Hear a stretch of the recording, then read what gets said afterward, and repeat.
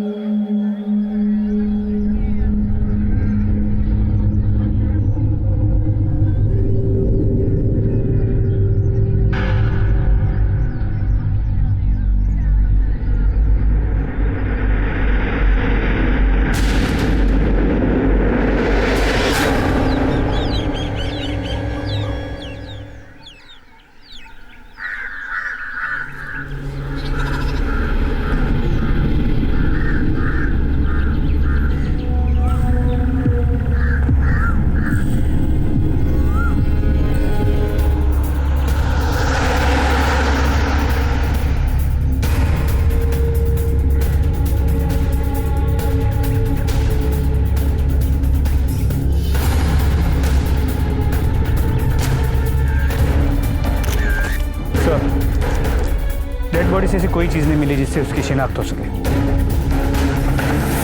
हाथ पर मार्क है लेकिन घड़ी नहीं पहनी। लगता है रेगुलर बेल्ट वाली घड़ी पहनता था। एक काम करो, इस टैटू की फोटो खींचो और पता करो ये किसने बनाया। अब इस टैटू से इसकी पहचान हो सकती है।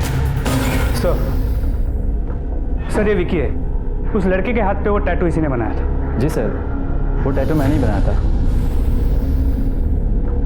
संभाल के यार, कीमती घड़ी है। Sorry sir. कीमती घड़ी थी क्या? नहीं सर, देखने में तो नॉर्मल ही लग रही थी, पर उस पर लिखा था Shah gift shop Paldi.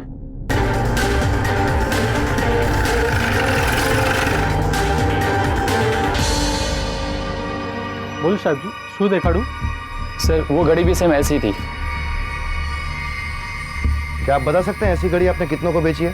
Sir बेची नहीं सर, मैंने अपने वर्कर को गिफ्ट दी थी न्यू ईयर। आपके यहाँ कितने वर्कर्स काम करते हैं? सर टोटल 5 वर्कर काम करते हैं, लेकिन 2 आज आए नहीं है और सब एक लड़की है अन्नू, वो भी 3 दिन से नहीं आई है। अन्नू का नंबर दीजिए। हाँ सर।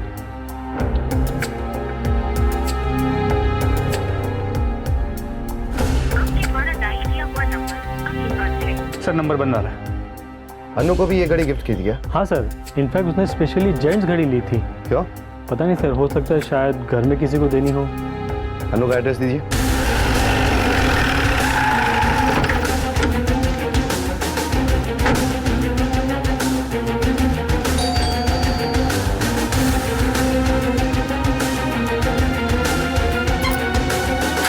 साहब, कहाँ है मेरी अनु? मिल गई क्या? साहब हमारी बेटी अनु 3 दिन से घर नहीं आई है। मैंने नवरंगपुरा पुलिस स्टेशन में इन्फॉर्म भी किया था।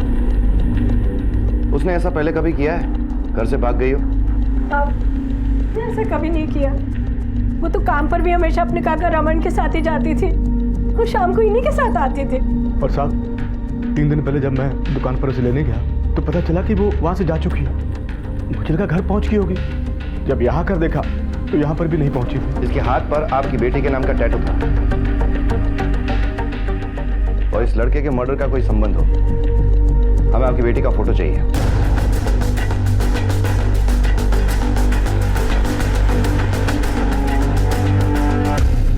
ओके ठीक है सर। बॉडी की पोस्टमार्टम रिपोर्ट आ गई है। चला उसमें से कर लें।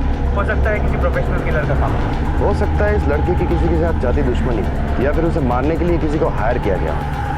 एक काम करो, अन्नू के सारे कॉल डिटेल्स निकलवाओ। प्यार बहुत गहरा मतलब होता है इस एक शब्द का। ये इंसान के जीने की सबसे बड़ी जरूरत होता है। हर इंसानी रिश्ता, चाहे वो माँ का अपने बच्चे से हो, भाई का बहन से, या फिर दोस्ती का ही क्यों ना हो, इसी प्यार की डोर से बंधा होता है। लेकिन जब यही प्यार एक जवान लड़के और लड़की के बीच में होता है तो समाज का उसे देखने का नजरिया बदल जाता है। उनके परिवार के लोगों से लेकर अनजान लोग तक, जिनका इन प्यार करने वालों से कोई सीधा संबंध तक नहीं होता, वो भी उनके दुश्मन बन जाते हैं। अहमदाबाद जैसे बड़े शहर में एक जवान लड़के की लाश मिली थी जिसकी हत्या की गई थी।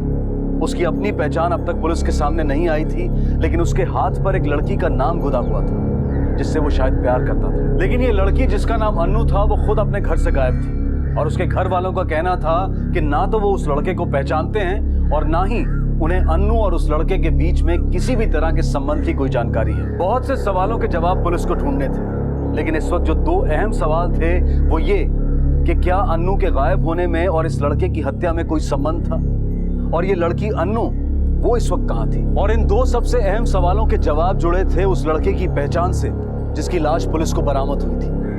आखिर कौन था ये लड़का, क्या थी उसकी पहचान और क्या था उसका नाम। सर, अन्नू के कॉल रिकॉर्ड से पता चला है कि वो एक नंबर से बहुत ज़्यादा बात करती थी। वो नंबर उसी लड़के का है जिसका मर्डर हुआ है। नाम नीलेश परमार। ये नीलेश परमार की आईडी है जो हमने मोबाइल कंपनी से निकलवाई। इस पर का फोटो और डेड बॉडी दोनों मैच करती है। और सर, इन दोनों के नंबर्स 15 मार्च शाम 7 बजे से स्विच ऑफ है।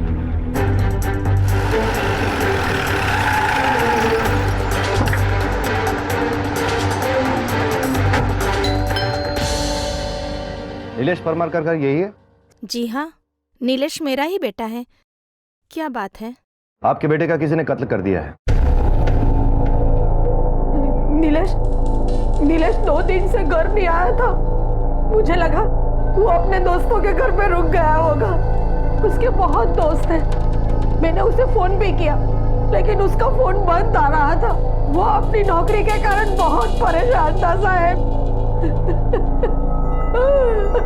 इस लड़की को जानती हैं आप? हाँ, और कुछ हूँ जरूर। इसी लड़की के कारण मेरे बेटे की मौत हुई होगी। उसके भाई ने ही मारा होगा मेरे बेटे को। इतने दावे के साथ कैसे कह सकती हैं आप? अरे बेटा, चिंता शू करे छे? मिल जाएगी नौकरी। हाँ, परेशान क्यों हो रहा है? खाना खा ले ठीक से। चल ले एक और लोटे।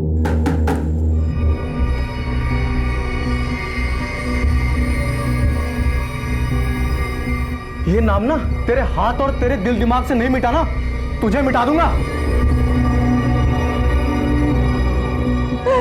मार डाला, मेरे बेटे को मार डाला। मैंने उसे कहा था इस लड़की से दूर रहे, लेकिन वो हम सबसे ही दूर चला गया।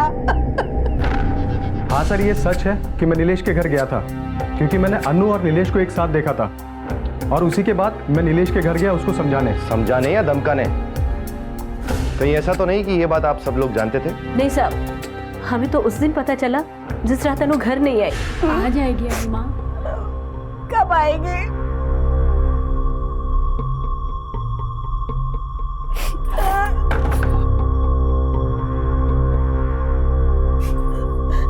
क्या हुआ? अनु अभी तक घर पर वापस नहीं आई है। रमन भाई गए थे देखने दुकान पर उसे, लेकिन वो निकल चुकी थी वहां से। मैंने दीपक को भेजा अभी। अनु का कुछ पता चला? कहीं नहीं मिली और मिलेगी भी नहीं। वो मिलेगी नहीं मतलब? क्यों नहीं मिलेगी? क्योंकि वो उस लड़के नीलेश के साथ भाग चुकी है। मैंने उन दोनों को साथ में भी देखा था। अरे तो उसी समय क्यों नहीं मार दिया उस हरामी को? आंसू करो जो हो गया उसे भूल जाओ। अनु का पता। अरे तू चुप कर। तेरी वजह से सब कुछ हुआ। और करा अपनी लाठी से नौकरी ना कटवा दी ना उसने हमारी। मेरी बेटी अरे चुप कर। आज के बाद इस घर में कोई उसका नाम नहीं लेगा। मर गई वो हमारे लिए। शुद्ध कर दिया उसने हमारे कुल को। क्या हुआ? रमन भाई, अनु अभी तक घर नहीं आई, काई खबर नहीं, क्या चली गई है। हो सकता है किसी सहेली के घर गई हो या किसी प्रॉब्लम में हो। अरे काका, अगर ऐसी कोई बात है तो उसका फोन क्यों बंद जा रहा है? अरे फोन बंद का मतलब ये तो नहीं है कि वो चली गई किसी के साथ या भाग गई। दीपक आओ मेरे साथ, हम देखते हैं। सुनिए ना, पुलिस स्टेशन में कंप्लेंट। खबरदार, जो पुलिस में गई थी किसी को पता नहीं चलना चाहिए। अगर यही बात है तो हमसे क्यों छुपाई? छुपाते नहीं तो क्या करते?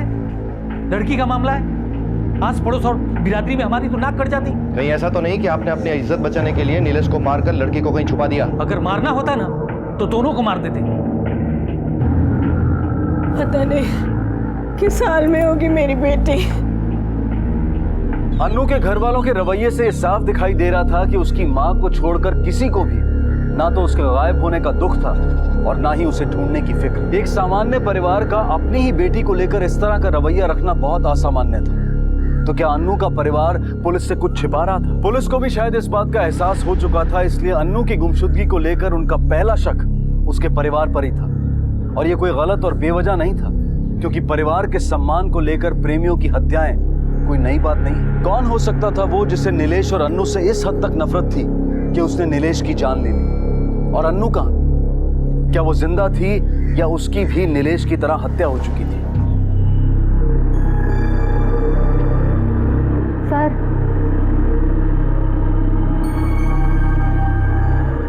मुझे कुछ कहना है। सर, वो नीलेश और अनु अक्सर पार्क में ही मिला करते थे। वो कुछ दिनों पहले युवा मोर्चा के नेता जितेश ने जाकर वहाँ पे सबको धमकाया था। उतारो भाई नथी, मेरी बहन ऐसा काम नहीं करती। छोड़ूंगा नहीं। तुम्हें ये सब कुछ कैसे पता? सर, उस रात अनु बहुत डरी हुई थी।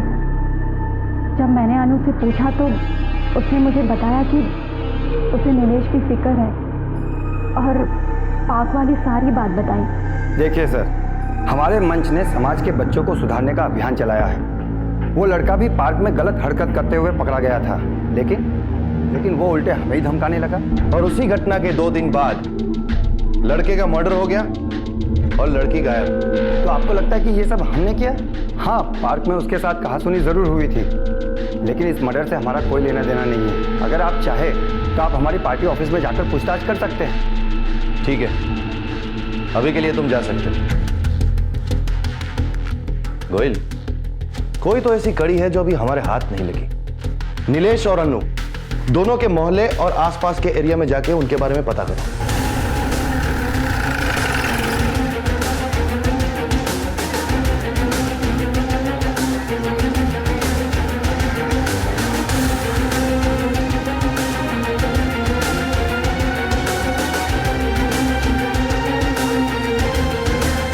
हाँ सर, ये तो नीलेश है, यहाँ पास में ही रहता है। दिन भर आवारा अतुल के साथ घूमता रहता है, लेकिन आजकल इन दोनों के बीच में है ना बातचीत बंद है सर। क्यों?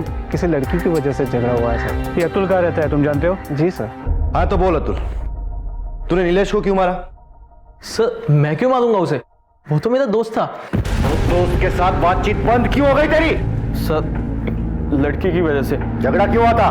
सर, अन्नू मुझे फेसबुक पे मिली थी और जब मुझे लगा दोस्ती अच्छी हो गई तो मैंने उसे कॉफ़ी शॉप में मिलने के लिए बुलाया। मैं आज तेरा भाई बहुत खुश है, बहुत मुश्किल से सेट हुई है।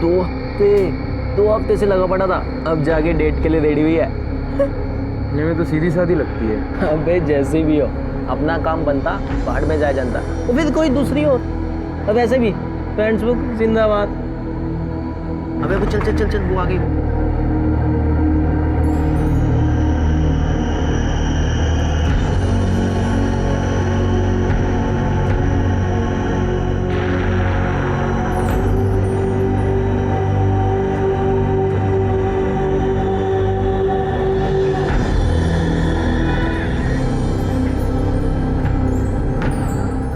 और तुम्हारी जॉब कैसे चल रही है?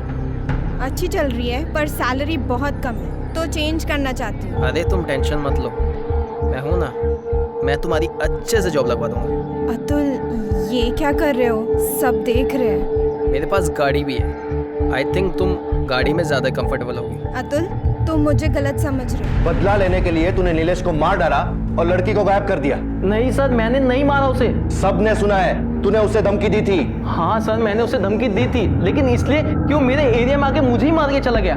पर प्लीज सर, आप मेरी बात को समझो तो मैंने उसे नहीं मारा सर। सर हमारे आदमी अतुल पर नजर बनाए हुए हैं, लेकिन उसके साइड से कोई भी सस्पिशियस एक्टिविटी नजर नहीं आ रही। सर मुझे नहीं लगता कि अतुल इस मर्डर में इन्वॉल्व। तो एक काम करो, शाह गिफ्ट शॉप की सीसीटीवी फुटेज निकालो, हो सकता है उसी में से कुछ सुराग मिल जाए। ये हो सकता था कि नीलेश के हाथों हुई अपनी बेइज्जती का बदला लेने के लिए अतुल ने इस जुर्म को अंजाम दिया हो। लेकिन अतुल और इस एंगल की पूरी जांच पड़ताल करने के बाद पुलिस को ना तो उसके खिलाफ कोई ठोस सबूत मिला और ना ही उसे अपने शक के घेरे में रखने की कोई वजह। जांच फिर से उसी जगह पर आकर खड़ी हो गई जहां से शुरू हुई थी, लेकिन इन्वेस्टिगेटिव टीम ने अपना पूरा ध्यान शाह गिफ्ट शॉप की तरफ लगाना शुरू किया जहां अन्नू काम करती थी। उन्हें उम्मीद थी कि वहां से उन्हें कोई सुराग या कोई इशारा जरूर मिलेगा जिसका सहारा लेकर वो अपनी जांच की दिशा तय कर पाएंगे। और टीम की बेचैनी इसलिए भी ज्यादा थी क्योंकि वो नहीं चाहते थे कि अन्नू का भी वही हश्र हो जो नीलेश का हुआ। अन्नू अगर जिंदा थी तो पुलिस की पहली प्राथमिकता थी उसे सुरक्षित वापस लाना, क्योंकि अब तक मिली जानकारी और एक के बाद एक सामने आते दुश्मनों को देखकर ऐसा लग रहा था कि जैसे सारी दुनिया इस जोड़े की दुश्मन बन गई है। और पुलिस ये हरगिज नहीं चाहती थी कि उनका कोई दुश्मन नीलेश के बाद अन्नू के साथ भी अपनी दुश्मनी निभाने में कामयाब हो जाए। इसलिए पुलिस ने अपनी पूरी ताकत लगा दी अन्नू को ढूंढने में। सर अन्नू अपने चाचा रमन के साथ स्टोर आती जाती थी। वो रोज सुबह 10:30 बजे स्टोर पहुंचती और शाम को 8 बजे वहां से निकलती। सर ये देखिए, तो 9 से 11 मार्च के बीच वो स्टोर आई तो अपने चाचा रमन के साथ, लेकिन गई अकेले।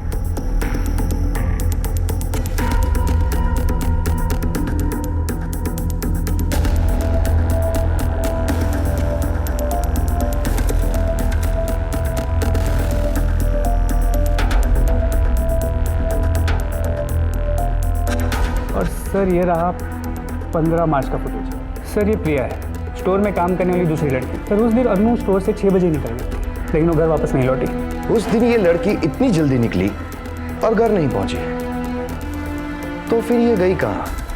जी हाँ सर, अन्नू हमेशा अपने अंकल रमन के साथ ही आया जाया करती थी, लेकिन पिछले कुछ दिनों से वो अकेले आने जाने लगी थी। प्रिया बाय।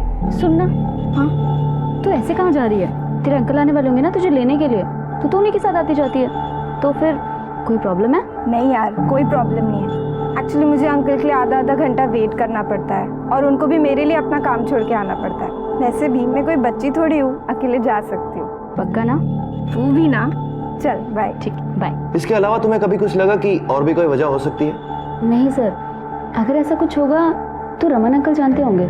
जैसा कि आप कह रहे थे कि अन्नू रोज आपके साथ आया जाया करती थी, तो फिर उसने आपके साथ आना जाना बंद क्यों कर दिया? सर पता नहीं, यही बात तो मैंने भी उससे पूछी थी। तो आजकल अकेली को चली आती शाम को दुकान से? जवाब क्यों नहीं देती है? क्यों आती तू अकेली? क्योंकि मुझे काका के लिए बहुत देर तक रुकना पड़ता है, और वैसे भी अगर मैं अकेली आ गई तो कोई खा जाएगा क्या मुझे? अब तो सब पता चल ही गया सर, उस दिनेश की वजह से ही वो अकेली आने जाने लगी थी। ठीक है, आप जा सकते हैं। जी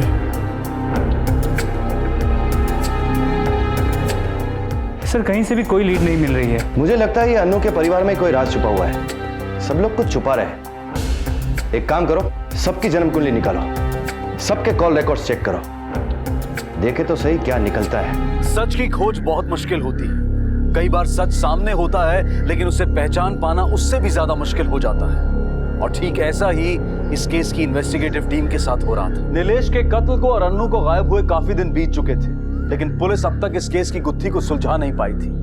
कुछ था जो उन्हें दिखाई नहीं दे रहा था, या कोई था जो उनसे कुछ छुपा रहा था। अन्नू के घर वालों पर अपने शक को जांचने के लिए इन्वेस्टिगेटिव टीम ने हर एक के कॉल रिकॉर्ड्स को चेक करने का फैसला किया। क्या इन रिकॉर्ड से पुलिस को कुछ ऐसा मिल पाएगा जो इस केस को सुलझाने में उनकी मदद करेगा, या फिर पुलिस की पिछली कोशिशों की तरह ये कोशिश भी जाया हो जाएगी? सर नीलेश, अन्नू और जितेश के साथ साथ नीलेश और अन्नू की पूरी फैमिलीज की कॉल रिकॉर्ड्स आ गई। सर एक चौंका देने वाली बात कि नीलेश और अन्नू की बहन राधिका, इनमें अक्सर बातचीत हुआ करती और कई बार इन तीनों की मोबाइल लोकेशन भी सेम रही है। सर इससे एक बात साफ है कि राधिका नीलेश और अतुल के रिलेशनशिप के बारे में पहले से जानती है। अब ये बताइए कि आपके नीलेश के साथ जान पहचान कब? अनु ने ही मिलवाया था।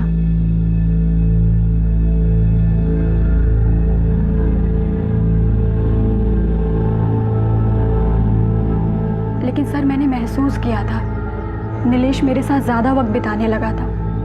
मैं बहुत खुश रहने लगी थी उसके साथ।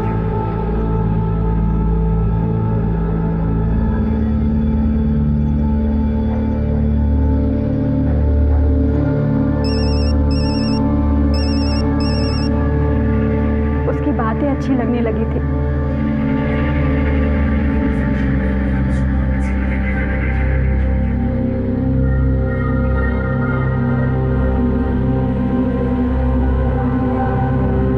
जब उसने मुझे वैलेंटाइन डे के दिन बुलाया तो मैंने सोचा अपने दिल की सारी बातें उससे कह दूंगी, लेकिन जब उसने मुझे टैटू दिखाया तो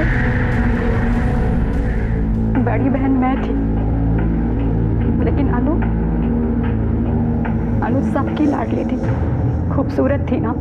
बचपन से लेकर आज तक सारी चीज़ें उसके लिए छोड़ते आई थी, लेकिन जब नीलेश मेरी ज़िंदगी में आया तो मैंने तो अपनी एक अलग सी दुनिया बना ली थी। बहुत खुश रहने लगी थी सर मैं।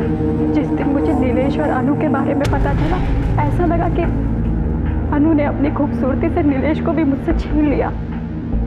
उसी दिन मैंने ठान लिया था कि नीलेश और अनु को मैं कभी एक नहीं होने दूंगी। इसीलिए तुमने नीलेश को मरवा दिया? नहीं सर, मैं नीलेश से प्यार करती थी। भला मैं उसे कैसे मरवा सकती हूँ? सर मैं जानती थी कि मेरे घर वाले इस रिश्ते को कभी मंजूरी नहीं देंगे, इसीलिए मैंने उन दोनों के बारे में दीपक भाई को बताया। लेकिन सर मैं सच कह रही हूँ, मेरा यकीन कीजिए, नीलेश के खून से या अनु के गायब होने में मेरा कोई हाथ नहीं है, कोई लेना देना नहीं है सर। ठीक है, आप कहते हैं तो हम मान लेते। आपकी एक तरफा मोहब्बत का पता चली गया है तो बाकी का भी हम ढूंढ ही लेंगे।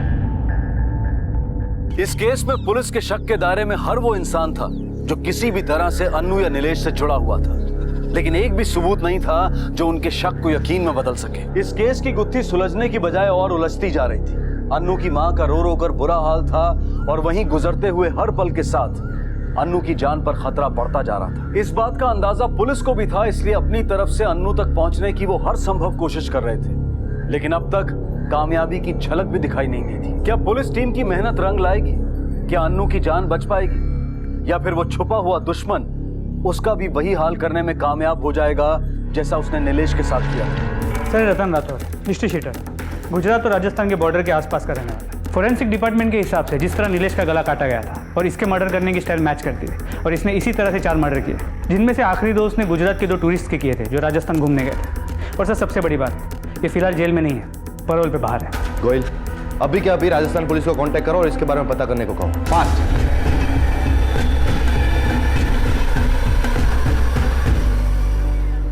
दुकान से जल्दी आने का ये राज है तुम्हारा?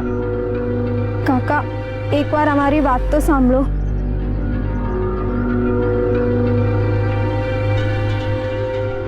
अनु, मुझे लगता नहीं है कि मोटा भाई इस रिश्ते के लिए मानेंगे। तो जानती हो कि वो जात बिरादरी को बहुत मानते हैं।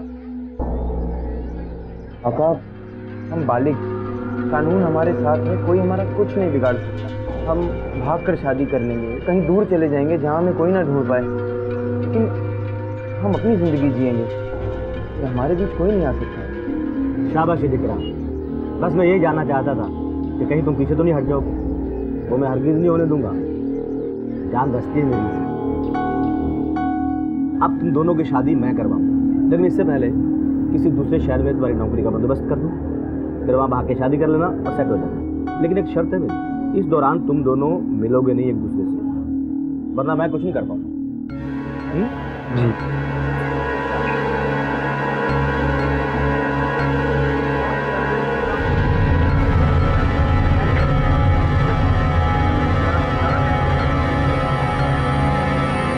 काका હું રેડી થઈ ગઈ છું। वो हैरान न करती, काका के सिर में बहुत दर्द है। શું થયું?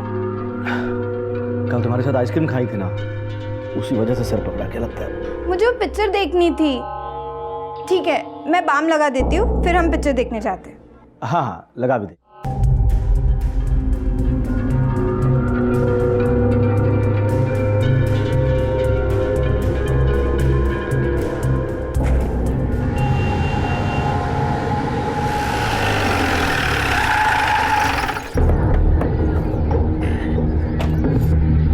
खमा गड़ी भाई। बड़ी कम्मा भाई साहब, जरा चाय नाश्ता लगवा दो, और पहले ये बिस्किट दे दो। बैठिए। छोटू, साहब को चाय बिस्किट दे दे।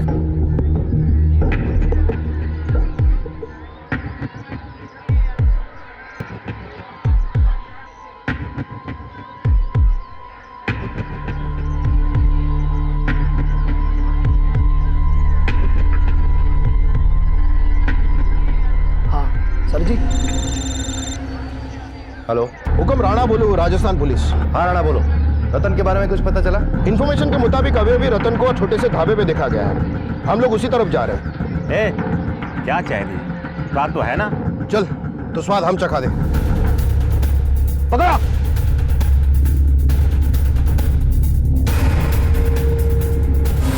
बोल साले, बोल मर्डर क्यों किया? बताता हूँ। बोल नीलेश का मर्डर क्यों किया? बोल। साहब, हमें सुपारी मिली थी। किसने दी थी सुपारी? बोल। महेंद्र लाया था सुपारी। कौन महेंद्र? वो मेरे गांव का है। वो भी हमारे साथ छोटे मोटे कामों में शामिल रहता है। वही लाया तुम दोनों को। काका, अब हम किसका इंतजार कर रहे हैं? वही लोग आ रहे हैं जो हमें राजस्थान ले जाने वाले हैं। वहाँ मैंने तुम्हारे लिए नौकरी की बात की है। अच्छी नौकरी है, तुम दोनों खुश रहोगे। पर काका, हम तो 6 बजे से रुके हुए, हम कल सुबह नहीं जा सकते। अभी इतनी रात। अरे नहीं, सुबह में कोई देख लेता। रात को हम सेफ है। अरे आ गए, आ जाओ आ जाओ।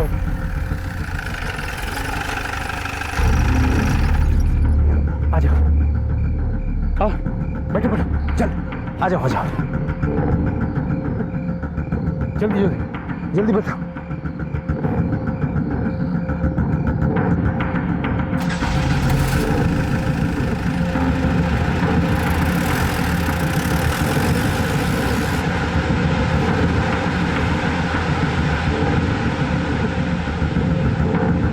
काका, हम कहाँ जा रहे हैं? अभी होता था साहब। महेंद्र उस लड़की को लेकर कहाँ गया, उसके साथ क्या किया, मैं कुछ नहीं जानता। कहाँ मिलेगा महेंद्र?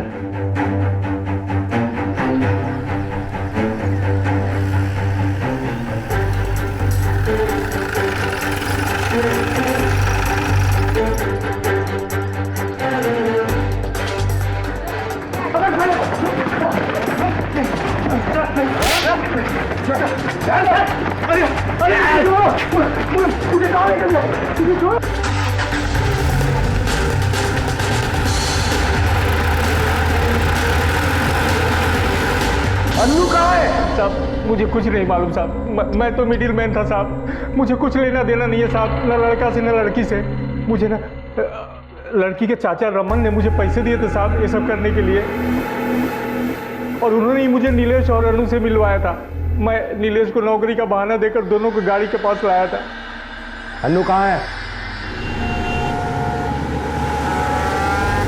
आगे राइट, आगे राइट सर। ये साहब, ये उसका घर।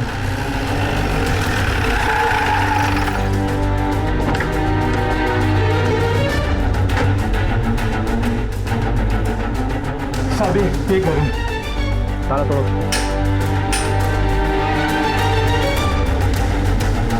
सांसें चल रही है। एम्बुलेंस बुलाओ।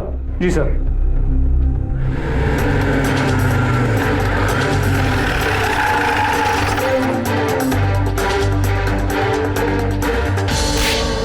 तूने तो हैवानियत की सारी हदें पार कर दी। हर रिश्ते, हर मर्यादा को पार किया है तूने।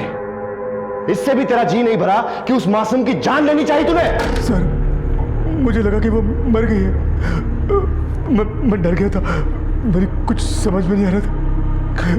मैं उसे खींच कर अंदर ले गया और उसे वहीं छोड़कर भाग गया। सर, लड़की बहुत क्रिटिकल है, काफ़ी बार बलात्कार हुआ है। डॉक्टर्स का कहना है कि रिकवरी के लिए काफ़ी वक्त लग सकता है।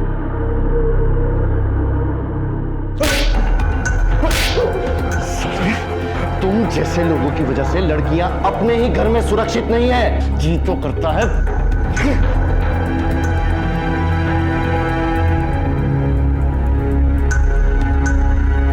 हम सब एक ऐसे समाज का हिस्सा है जहां मुंह बोले रिश्तों का भी उतना ही मान रखा जाता है जितना कि सगे रिश्तों का। लेकिन यह भी हमारे ही समाज की एक हकीकत है कि हमारे यहाँ कुछ ऐसे इंसान भी हैं जिन्हें इन रिश्तों को शर्मिंदा करने में ना तो कोई शर्म महसूस होती है और ना ही झिझक। अन्नू को अपने रिश्तों पर आंख बंद करके विश्वास करने की सजा मिली।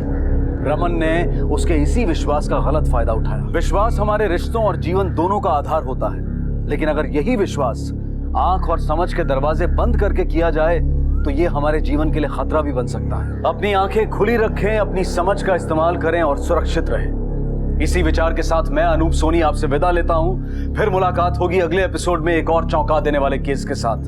तब तक अपना और अपने परिवार का ख्याल रखें और देखते रहें क्राइम पेट्रोल डायल 100। सबक एक को, सीख हम सबको। जय हिंद।